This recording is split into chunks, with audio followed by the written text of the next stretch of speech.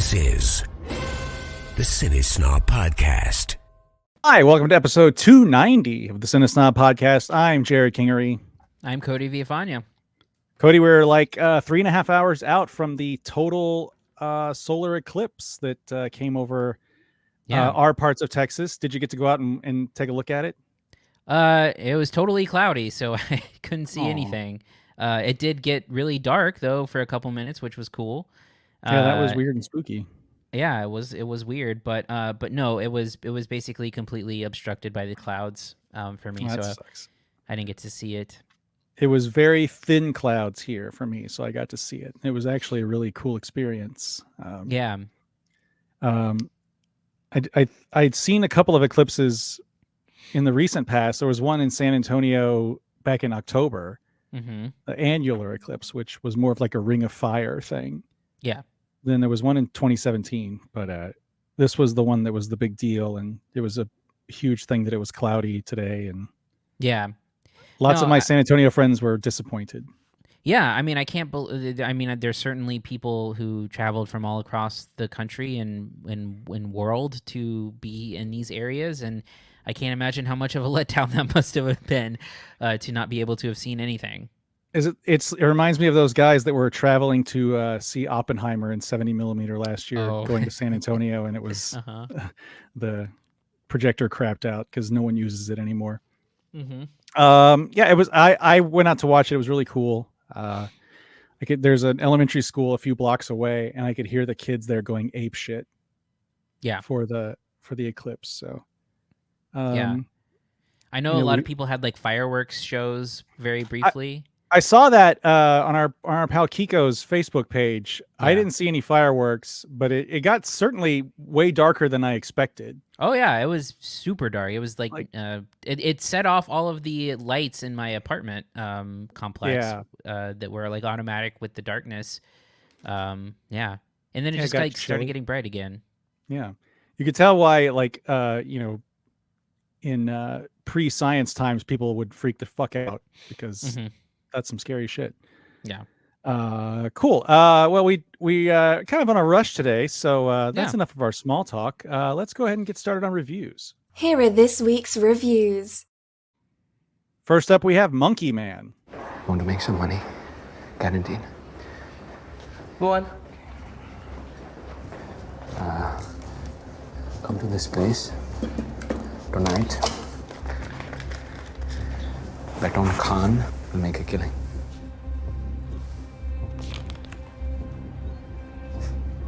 How the fuck do you know? I'll be fighting him.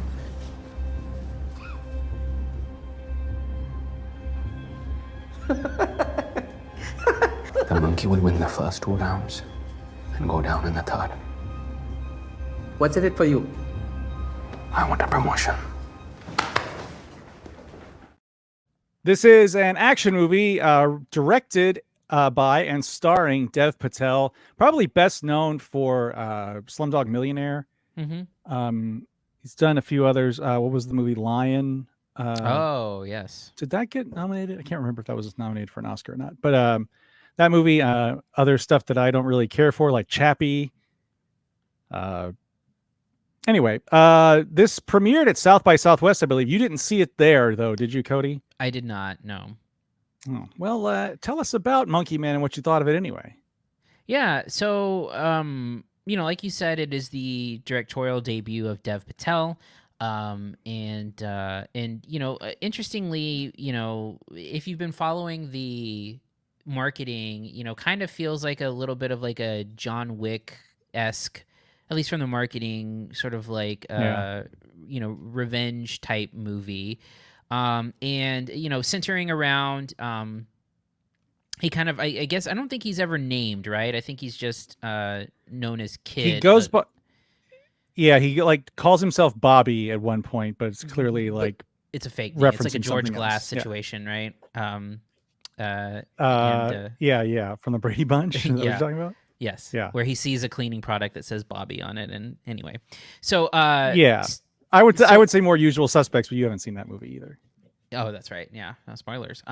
Anyway, so basically, when he is a child, basically like a spiritual guru has a police chief come and basically force the villagers that live there out and taking their land, and they are massacred, and essentially he is able to escape the massacre and decides that he is going to one day kind of exact revenge on the police chief, the religious guru, and the entire structure of sort of the things that put them in place. So it is sort of like a revenge movie in that sense, and I think for me the thing that it is not is John Wick-esque, and I'm not going to hold that against the movie because, I think, expectations and reality and having it not meet is not the problem of the movie. But I do think that it does not, for me, it's not super successful at the things that it's trying to do. And I think that it sort of feels to me like a first film where I feel like there's a lot of ideas and there's a lot of sort of like technique that's trying to be shown off here. And I don't know if it always happens to positive results. I think that there are moments in the beginning of the end of the movie where there are good, entertaining action sequences, but man, they are sort of really kind of spread out. And I feel like the main problem in this movie lies in the structure of it, which I found this movie to be really boring at parts. And I think there's a stretch towards like the middle of the movie where there's like no action sequences. There's kind of like a training montage thing that happens, and I feel like that whole middle stretch of the movie is just like really like not entertaining at all for me, and it doesn't really work for me, and I don't really think it pushes the story or the movie forward. And that comes in like it's like construction of like how it doles out its characters, where you're introduced to like this female villain early on who you think is going to be like a major player in the movie and ultimately like doesn't really end up being anything. You also have this like secondary storyline where there's like clearly women being like sex trafficked as part of this sort of like operation that's going on that he's trying to infiltrate. Like you see him there, he's trying to get a promotion, so he's trying to work his way up to get closer to this like villain woman, and clearly there's like some sex trafficking thing going on, and like that story like goes absolutely nowhere.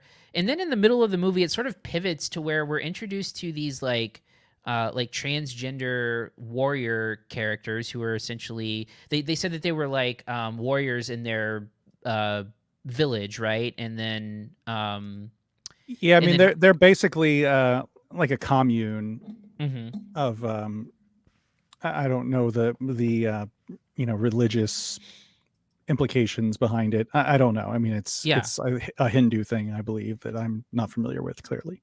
Yeah, and in any way, like the sort of like representation piece of that, like awesome, like the display of it, great, but also thrown in halfway into the movie that where it like starts to become something totally different. And I think the thing that doesn't quite connect is that like you're supposed to have this sense that this character is at some point like 3/4 into the movie or whatever, or going into the third act, like fighting for causes bigger than himself, because now he's like representing like the that community and tribe that like brought him back to health and trained him. And it never really feels like that to me, even though those warriors like factor into some of the climax. It just feels like this like revenge story that he's just sort of like revenging against the people who killed his mother. And so that story just like, again, like doesn't connect. And maybe I should know more about the politics in India to get this element where it's clearly like a pushback into like also like the political climate there. But I don't know enough to know whether or not that piece of it really connects. I just know that what we're presented with within the storyline feels really scattered, and it doesn't always like connect and make sense. And then the other piece, like I said, from a technical standpoint, there's a lot of like there's a lot of camera movement here. Like every shot, it feels like the camera is always moving. There's a lot of like drone shots that kind of come down and swing around, and for me, again, just like too much like technical flair where I just don't think that a lot of those directorial choices really service anything aside from just being kind of showy and not giving a sense of like time and space at times with like the concern with that stuff. So yeah, for me, it just wasn't very effective. Like I said, there are a couple of like action sequences that are kind of cool, but you know, like in the stuff that's like in the meat of the sandwich, I think is like not really engaging for me at all. Yeah, you know, I think John Wick is the most apt comparison, at least for like a Western audience. That said, I don't think it lives up to the highs of that series whatsoever. You know, I think there is some cool filmmaking in here, and I think Dev Patel has a definite future should he want to continue to direct. And this was notably produced by or purchased by Jordan Peele's production company.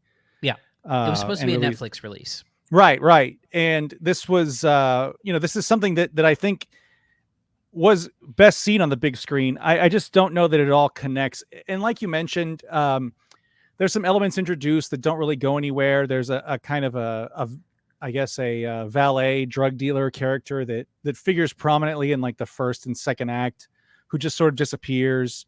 Mm-hmm. There's like you mentioned, the sex trafficking angle. There's a character that appears related to that kind of doesn't get anything to do until like this one climactic scene.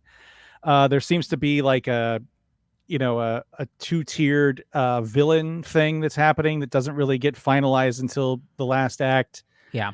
You know, there's some cool elements. I do like the idea of, you know, and this is borrowed from a lot of stuff like The Raid and even I think John Wick 3, where you're kind of like fighting to the top of a building. I think Dredd was like that also. So it's clearly wearing its influences. I think John Wick is probably the biggest one, especially since it flat out mentions John Wick in the movie. You know, that said, I do think it's, you know, it's too long. Yeah.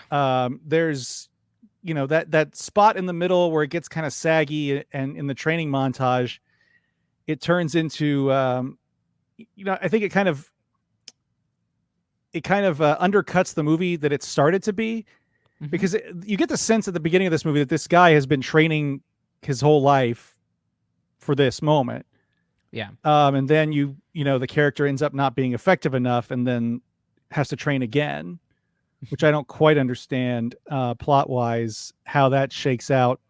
I mean, obviously to get the, you know, to get the community on board, that whatever the transgender little commune, I forgive me, I don't remember what they were called, but you know, that said, there's a lot of you know, probably more progressive stuff than most people are used to hearing about India and seeing about India. But I do think I think it's a good effort. I don't think it's a great effort. I don't think that there's anything really that stands out in here other than the potential promise that Dev Patel shows here. Yeah, and but like even there's like, but it feels like the elements that are here just like don't create or make up anything. Like even having this guy be like a fighter or whatever, again, just like doesn't really make an impact on the movie or the story itself, aside from just like him basically like hustling and like working deals based on like either taking a dive or, you know, whatever in a fight. And we also don't know how he got there or got to that point, which also brings into the sort of like Charlton Copley being kind of wedged in here as a character that, again, like doesn't really have anything to do. Well, I mean, it you know, it just colors the world, it peppers the world, but it doesn't like give us any character insight. Right, but and that can be well done because I think John Wick does that. Like that's any of the lore in John Wick, like no one explains it. Doesn't make any fucking sense like outside of that world. And I think that's fine if it utilizes it well. I don't think this does. It's like I said, it's clearly influenced by John Wick. You know, I think there's a lot of the stuff that's like meant to really look badass, like the monkey mask itself. That gets kind of abandoned at a certain point. Like there's this big like setup for it, and it gets kind of just tossed aside casually. forgive me if you can hear that banging. Okay. There's Don't hurt my anything. cat has a toy fish that flops, and it's really loud behind me. Anyway, there's a lot of stuff that's really meant to be badass, and I don't think it quite pulls that off all the way. Again, I think it's a really good first effort from Dev Patel. I'd like to see what else he can pull off. This one right now is kind of feels like a training wheels movie. Like I don't think it takes too many chances. I think it plays within that formula well enough that it, you can kind of color around the gaps, but if he can keep this up and kind of charge forward in that same path that, Jordan Peele did, I think maybe we'll see something really special from him. I don't think this is near that yet. Yeah. I think there's work to be done. Yeah. What's your grade for Monkey Man, Cody? Yeah, so you might find this surprising. I'm giving it a C. For me, like, no part of it works for me, and I can't go any higher than that for a movie that ultimately has like a couple of good action sequences in it, but like has so many issues throughout. Like, especially just again in its storytelling. Like, there are way too many characters that get brought up and have nothing to do for this to like feel cohesive, and I think that lack of cohesion shows through the entire movie. Yeah, I'm gonna give it a B-. I think it's enjoyable enough. Again, there's massive potential here, I think, for Dev Patel, and I think that with a little more polish, and maybe it was the circumstances of this movie. I believe it was shot during in 2020. I believe, maybe I misread that, but well, yes, it was postponed. Sorry, it was So there, and this was again purchased by Netflix, who was going to just kind of dump it, and then given a theatrical release by Jordan Peele's production company. So, maybe it's a little bit of a kind of a kicked around piece, but I think I do think there's potential there. I don't think it's quite all the way shown here yet, but we'll see what happens. Okay, moving on to our next movie, Girls State. Girls State. Something in the air, and it's politics. Girls State is like high school teenage girls who care about government. Are you friends? No, we'll become friends. Yeah, obviously. In 2040, I intend to run for president. So I think at Girls State, I'm going to run for governor, attorney general, Supreme Court justice. Okay. We're never going to get the opportunity to talk to people from different parts of Missouri the way that we are right now. I am a very social person. I will talk to a wall. Often when women start talking politics, we get shut down. But I'm not one to be left in the dust. We all have, in our own different ways, grown up in a world where we've never seen a female president. But how do we change that? We step up. This is where it all begins. This is, I guess, a spiritual sequel to Boys State that premiered on Apple TV. I wouldn't call it a direct sequel. Companion piece. It is from the same filmmakers, though. Correct? Yeah. I think so. I believe so. Boys State, of course, was a documentary that came out in, when was it? 2020? Yes, that's right. So yeah, 2020, which I believe the year end, our year end, that was past co-host Jocelyn Duran's favorite movie of the year. Yeah. I believe I liked it, but I was terribly frightened by those boys. That was, of course, Texas Boys State. This is Missouri Girls State. So anyway, Cody, tell us about Girls State and what you thought of it. Yeah, I think we had similar reactions to it where, like, I think that it was sort of an alarming thing to see some of those guys sort of participate in that way, and like the sort of popularity contest of it all, and kind of have nothing of substance going on behind the curtain. And yes, so this is a look at the girls' side of the program, where the girls kind of have a similar program where they, again, for anyone who doesn't know, they sort of it's like high school students who go and essentially form their own government. So there's two different political parties. They formulate, I think, don't they formulate like a constitution? They create a government. They run for office. They go through like a mock Supreme Court case. Yeah. And just kind of get to know the ins and outs of government. And for some people, they're super interested in politics, and for some people, maybe not so much. But they're there kind of to kind of learn more and to be surrounded by, you know, other girls their age. And so anyway, so yeah, this kind of takes an approach of like, you know, where Boy State I think had like this alarmist tone to it. This I think has a little bit more of a tone of encouragement in the future. And I think, you know, from a documentary standpoint, you know, I think that there are focused moments of this documentary that are really good. I think that the one thing that it has a problem with is I think it's maybe a little bit too sprawling, and I think it's got too many like characters or people that they focus on, and I kind of wish it was a little bit more honed in on like specific stories, because I think that there's like pieces of this that I think are really good. Now, the big thing to know about this that contextualizes is that this girl's state took place the week that the Roe v. Wade ruling was being overturned by the Supreme Court. So like when they arrived to the girl's state, the leaked opinion came out from the Supreme Court.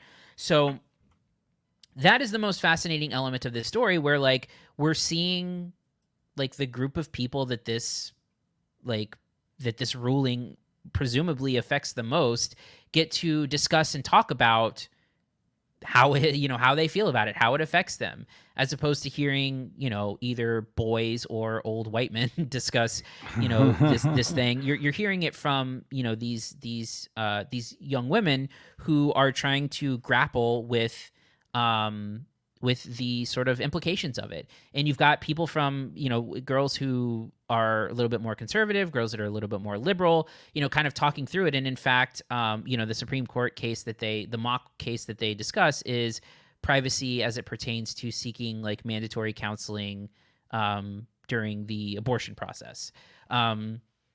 So again, I think that the best parts of this movie are like, number one, that part, the exploration that these girls have between like talking about an issue that like very much means a lot to, and it's very relevant for them, and hearing the discussion from the people that it affects the most, right? And hearing discourse between that.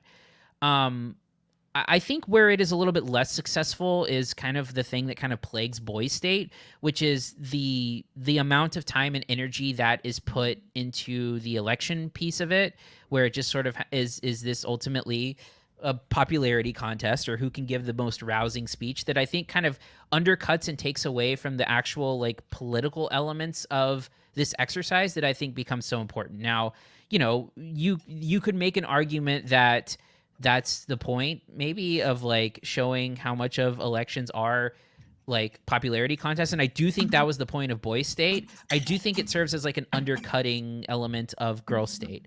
The other thing that I think is really interesting is something that's like there's only like 5 minutes spent on, and I wish there was more time on it, which is one of the main subjects of the film is a girl who is like almost like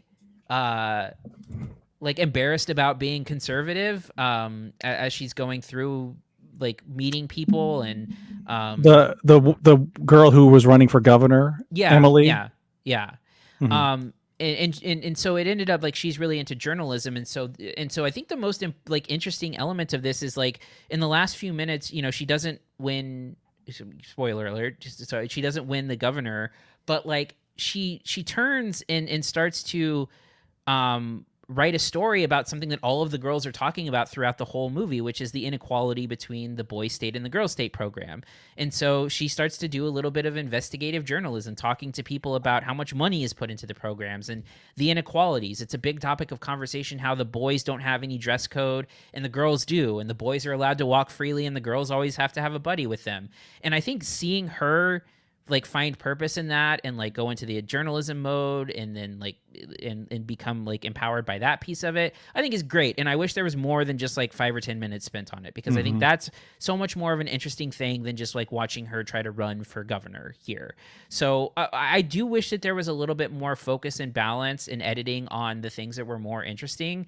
But for me, I did enjoy this more than Boy State. I think that it's a better experience. I think that it is actually diving into the political implications of it, as opposed to just sort of like what I feel like was more of like an election type thing in Boy State. So I did find myself enjoying this one more.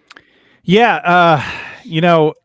I said it before at the top of this, that Boy State kind of terrified me. These are kids in Texas that like would take unironic photos with like Dan Patrick and Ken Paxton, right? So they're like red-pilled conservative teen boys. Yeah. Which is sort of a phenomenon now, like, these outcast, I don't know. I don't want to get into it, but yeah. The idea that we're taking a dive into this girl state thing at the moment that something so pivotal is happening for women and teenage girls at the same time. The Roe v. Wade overturning, it kind of colors it in a way different way than I assume they were expecting. Yeah. And it really points to the idea that,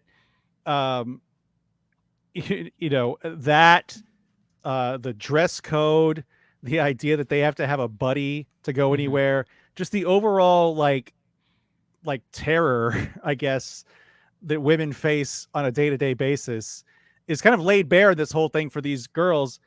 And I think that you don't get anybody, like, again, it baffles me that somebody could be, like, how do you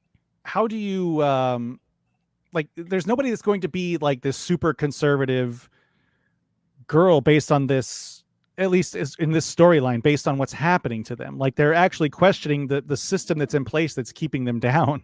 Yeah. And sadly, it continues on and on and on. The idea that this one girl was a conservative Christian, it doesn't really paint her as a villain or anything. No. Like, she's just a church going girl who, from somewhat rural Missouri. There's another girl who's from rural Missouri that is clearly trying to fight out of that. Yeah. She's on the Supreme Court. Brooke, I believe, is her name. Mm-hmm. Her story and the Nisha, the girls who become friends, their story kind of gets truncated a little bit. Yeah, which I think is I think part of that story is really good too. Yeah. So it is interesting to see these girls who would ostensibly be like, as adult women, be kind of for all this stuff, I assume, just based on, kind of the anecdotal evidence I've seen, push back against it. Because they're being told, like, you can't wear this low cut top. If you do, you have to put on something to cover your back. They're on the campus of a university at the same time as Boys State, so they have to walk with a buddy. Like, that's and the boys are like shirtless and stuff, or allowed to be shirtless or something like that, and they talk about that. Yeah. And then the money there, it's like a 3-to-1 money ratio, at least according to the figures they give in the movie, like $600K to $200K. Spent on the thing, and they have, like, the boys' state governor gets sworn in by the governor of Missouri, and the girls' state governor gets nothing. Yeah. So it is a kind of a fascinating take on like what it means to be like a politically active young woman, where so much of the system is stacked against you, but there's still so many people willing to play along with it, at least when it gets to higher levels of government. I don't know. I mean, I don't. How do you turn into a conservative woman? I don't know. It's a good question. Like, especially if you're interested in politics as a teenager, like, how do you, in this day and age, especially with the stuff like Roe versus Wade being overturned, like, how do you turn into a conservative woman? I don't know. I don't have an answer for that. And this movie doesn't really either. I think it's fascinating that the girl who is the conservative Christian gubernatorial candidate, who then turns to journalism, and not like shitty Fox News journalism, like real investigative stuff. Yeah. And then kind of gets a little hamstrung by it. Yeah. With her, like the headline of the article. Yeah. And then also, like, by the end of it, you know, you could tell that she's like, her experience has changed because, you know, she's coming into it being like, I'm running for president in 2040, and then by the end of it she's like, even if I don't run for president, like she was dead set on it earlier, and by the end of this experience she's like, I don't know. Yeah, and then she was worried about she was going for a scholarship because her father was a pastor who died in a car crash, and it was just her and her mother, but she's worried if she writes this article that'll ruin her chances for the scholarship. It's fascinating stuff, really fascinating stuff, and much less of a like, oh shit, than the Boys State thing. So I do agree that I liked it better. I do wish, like you said, there was way more time spent on the journalism thing. Yeah. Well, and like I said, with the election stuff, you get like the what is ultimately like the climax of the movie, which is one of the girls running gives like this super rousing, you know, campaign speech. But again, like that was a campaign for feminism as opposed to just like a campaign speech regarding, you know, like policies and outlining that kind of thing. So it does become more about like that speech is clearly the thing that like gets her elected for something like that. So that's the kind of stuff where I appreciate the importance of that, but also it like I think it almost necessitates making a big chunk of the movie about the election process, which again to me is the least interesting part of what's going on here. I guess it's really, really meant to be a companion piece to Boys State. I don't know that I'm curious how it holds up on its own. Yeah. Because, you know, I obviously don't have that knowledge, but in a vacuum, like, is this something that makes sense if you compare it, if you don't have the ability to compare it to Boys State? Yeah. But I do think it's a little more of a hopeful film than Boys State was. Boys State again was terrifying. What's your grade for Girl State, Cody? So I'm giving Girl State a B, a solid B. I think that, like I said, there's some narrative and editorial choices here that I feel like if this was a little bit more focused and rounded out, and it spent a little bit more time on, I think, like it spends plenty of time with Emily, but also the most interesting thing about Emily is like 5 minutes of the end of the movie, right? And so I really wish that they would have focused on that a little bit more. I really wish that they would have dove into like further conversations about like the implications of overturning Roe v. Wade. It is like somewhat surface level, but it is, you know, interesting to hear. So I feel like with a little bit more focus and different editing, it could have been better, but for now, a solid B. Yeah, B for me too. I think all those things you said as well. I echo that. I mean, I wish there was more time spent again on the journalism and again on the idea of, I guess, kind of Emily, kind of that not character, but that real young woman wrestling with herself, like as to what this means. So yeah. Anyway, you can watch that now on Apple TV Plus. That's going to do it for this week. Next week, Civil War, right, Cody? Yeah, we've got Civil War, the new Alex Garland movie that I will be seeing in a little over an hour. And then also we have Arcadian, a new Nick Cage creature feature that's coming out through IFC this week. So okay, I'm really looking forward to Civil War. I'm not going to get a chance to go to the screening tonight, but it's one of those movies that once I heard about it, I'm really on board with it. Yeah, I'm hopeful that it's going to be good. I'm seeing it in IMAX, so we'll see if that makes any difference. But yeah. Oh, are you seeing it at the River Center? No.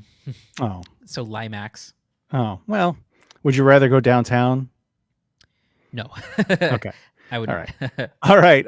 If you want to reach us, you can email us at podcast@cinesnob.net. Find us on Twitter @CineSnob, Facebook, CineSnobNet, YouTube.com/CineSnob. Anything else before we go, Cody?